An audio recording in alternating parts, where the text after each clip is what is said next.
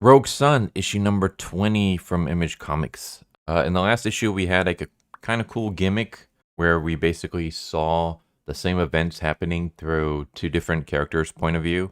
And depending on which character you were following, things would kind of change a little bit. Mostly just like the dialogue and inner thoughts. We don't get any gimmick here. This is just a regular comic where we start off with this punk rock chick who basically is just about to kill a bunch of civilians.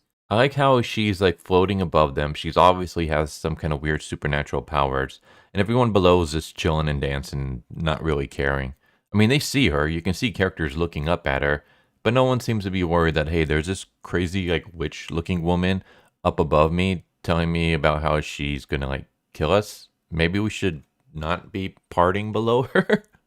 um, but I guess her name is Mad Melody or something like that. And basically, she made a deal with Morningstar that she wanted to. She sold her soul for a golden voice, but he like manipulated it and made it lethal. And so she wanted to be like this great singer, but because her voice kills people, she went mad, and now she just wants an audience. But an audience would mean killing a bunch of people. So Dylan has to stop it. And of course, this whole explanation is just total exposition.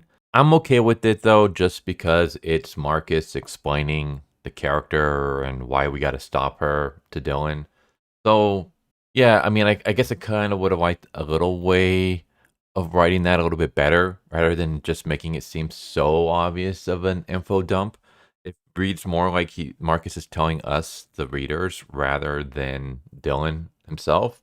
Also, just the fact that Dylan has obviously been chasing her for a while, and it's not until now that Marcus tells him about who she is and what her story is. I don't know. It just seems kind of weird that, like, why would Dylan need to know what her backstory is? You just got to say, hey, this woman, when she screams, her voice kills people, so watch out for it. That's all you really need to know. Marcus basically explains, hey, like, we gotta nullify her screams by matching the frequency, yada yada. And Dylan's like, yeah, or we can just punch her really hard. So he just actually he does it's funny, like he cocks back for a punch and then he just kind of does a common rider kick to knock her out. And Marcus is just kind of like, that was kind of violent. Dylan's like, they're bad guys. If you don't want to get punched, don't step in the ring. And I'm like, you know what? I actually kind of like that. Like one thing I absolutely hate with a lot of superheroes is when they're too sympathetic towards the villains. I'm okay with sympathetic villains. I don't care for when we seem to constantly have to try to redeem them. There are some characters that can be redeemed. There are some stories that can be told about redemption. But then there are some characters that just can't be redeemed. Like the Joker. The Joker goes on mass killing sprees. He's not going to be redeemed. There's no way you can ever redeem him. So why don't you just put him out so that he'll stop causing more damage? That's kind of how I always felt. That's why I was never a big fan of Batman. And I always kind of strided more towards like the Punisher, for example. That's why I like Jason Todd, where he's just like, well, before he got nerfed. By nerfed, I mean before he kind of became another version of Robin. Like I like when he was just like, nah, we got to just kill these guys because there are just some people that can't be redeemed. So yeah, I like the fact that Dylan's like, well, if they're villains, I'll just beat the crap out of them. Why would I have to try to find nicer ways of stopping them? What can I can just use violence and knock them out and then throw them in prison. Yeah, and then we get the warden and they put the Banshee chick inside another jewel. And basically because her place was burned down, the warden now keeps like the person in her house in a separate room. I'm like, is this safe? And like Dylan asks, like, is it okay to keep it at your house? And she's like, I'm not fine with keeping them here. Like sleeping next to a bunch of homicidal jewelry locked in the next room is not great. But when I say safe, like I don't care if it's safe for her because I don't care for the warden. Like she's just a character that I just never really like was drawn towards. But I mean, is it safe to keep a prison filled with a bunch of supernatural beings in a regular house next to a giant window?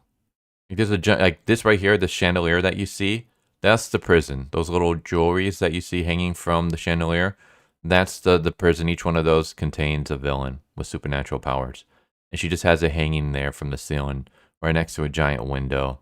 And it's like, the jewelry has already been stolen before. Shouldn't you like put it somewhere safer? If I was a warden and I had to keep it in my house, I would like have like a hidden entrapment like in the basement or whatever, and I would have like a safe, and I'd put all the jewels down there, lock the safe, and then like hide, like maybe throw some dirt or whatever, and then boards, and then move some furniture. Like I would basically try to hide this thing and make it not just out in the open right in front of a window, but whatever.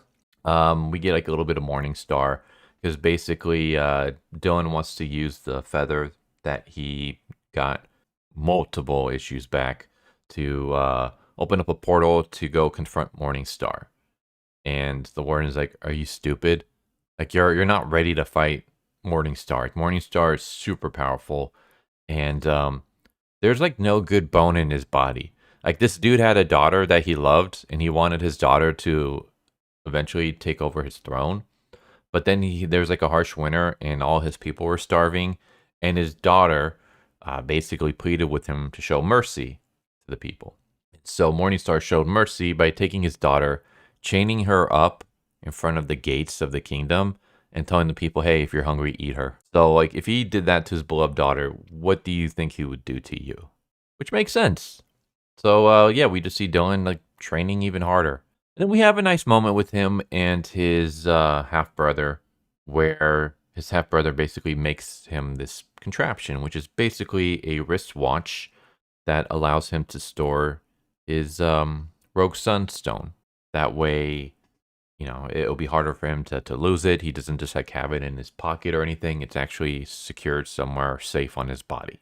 And it's also interesting that he made this with the help of the werewolf dude that he befriended that was a previous villain to Dylan. So I was like, all right, you know, that's kind of nice.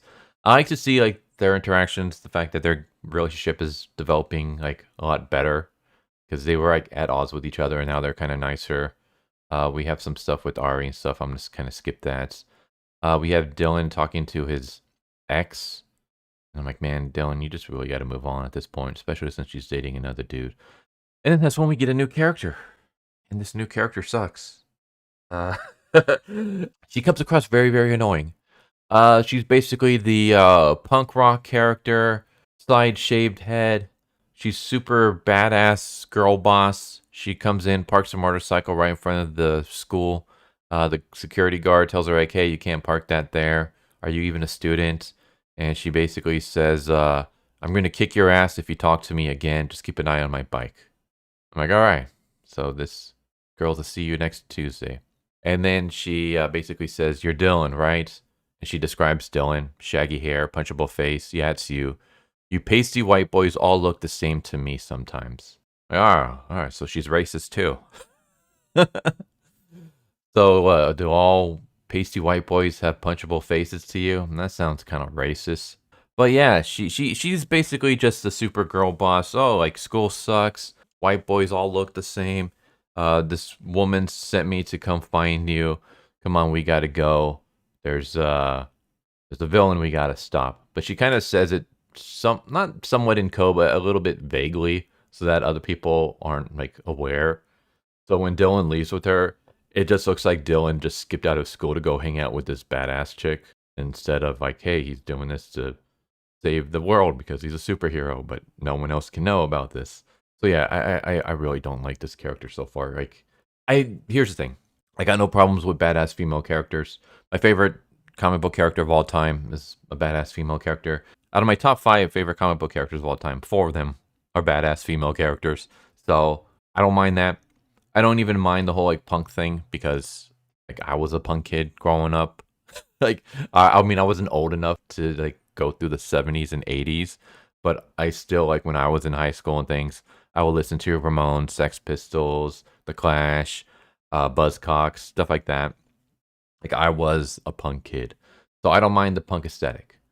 I just don't like the like over the top rule breaking attitude. Like it just seems like you're taking this trope and you're just making it so overblown, like dialing it up to 11, that it just becomes annoying. And also just a casual racism. I mean, if you were to replace this with another character, say this was a white girl and she says, "Oh, all you black people look the same to me." That sounds racist, doesn't it? So having a black character saying this about white people, kind of racist. So, yeah, not really the biggest fan of this new character. And the fact that we have Dylan kind of acting subservient to her at times throughout this issue is kind of like, oh, okay, that's interesting. Dylan seems just kind of very weird for a character, where there are times where I don't know if he's actually growing or not.